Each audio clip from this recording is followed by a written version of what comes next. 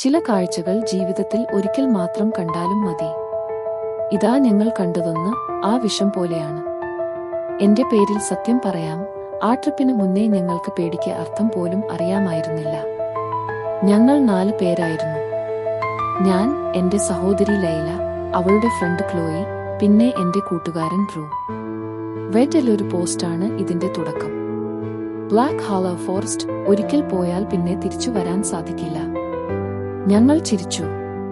പിന്നെ അന്ന് വൈകിട്ട് ആ കാട്ടിലേക്ക് പോയി. ആദ്യം കാട് ആയിരുന്നു, പിന്നെ അത് കാഴ്ചയായി മാറി. മരങ്ങൾ തലയോളം ഉയർന്നിരിക്കുന്നു. വെളിച്ചം പോലും അതിൽ കയറി വരുന്നില്ല. പഴയ ഒരു തകർന്ന കുഴിപ്പുരയുടെ ചുറ്റു ക്യാമ്പ് തീർത്തു. പഴകിയ രക്തത്തിന്റെ ഗന്ധം പോലെ ഒരിക്കൽ കാറ്റ് തിരിഞ്ഞു വന്നു. പക്ഷേ ക്ലോയി നേരത്തെ അറിയിച്ചു. അവിടെ കണ്ണുകൾ കത്തുന്നു. ഞങ്ങൾ തിരിഞ്ഞു നോക്കി. മരച്ചില്ലകളുടെ ഇടയിൽ 2 കത്തുന്ന കണ്ണുകൾ. ഒരു കണ്ടത് മതി, പിന്നെ അതിനെ മറക്കാനാവില്ല. ഫ്ലാഷ് ലൈറ്റ് തെളിച്ചു. ഒന്നും കാണില്ല.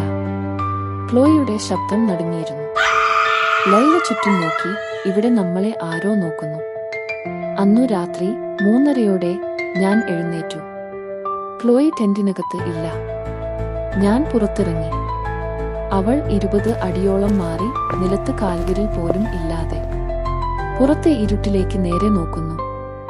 അവർ പോകാൻ അനുവദിക്കില്ല, അവൾ വിസിരിയൊരു സ്വരത്തിൽ പറഞ്ഞു. അടുത്ത ദിവസം ക്ലോയി നഷ്ടപ്പെട്ടു. ഞങ്ങൾ റേഞ്ചർമാരെ വിളിച്ചു. തിരച്ചിൽ തുടങ്ങി.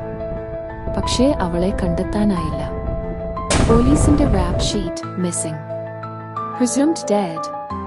പക്ഷേ ഞങ്ങൾ അറിയുന്നു, അവൾ മരിച്ചിട്ടില്ല. അവൾ ആ കാടിലുണ്ട് ഇന്നും.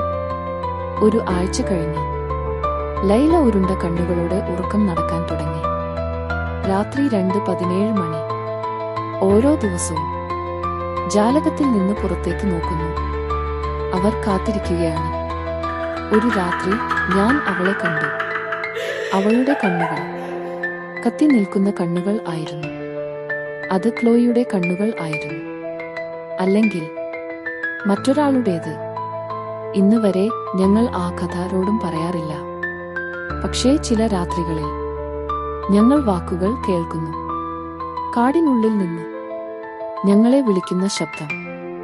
നീ വരും, പിന്നെ തിരിച്ചു പോകില്ല. ഇതൊരു കഥയല്ല.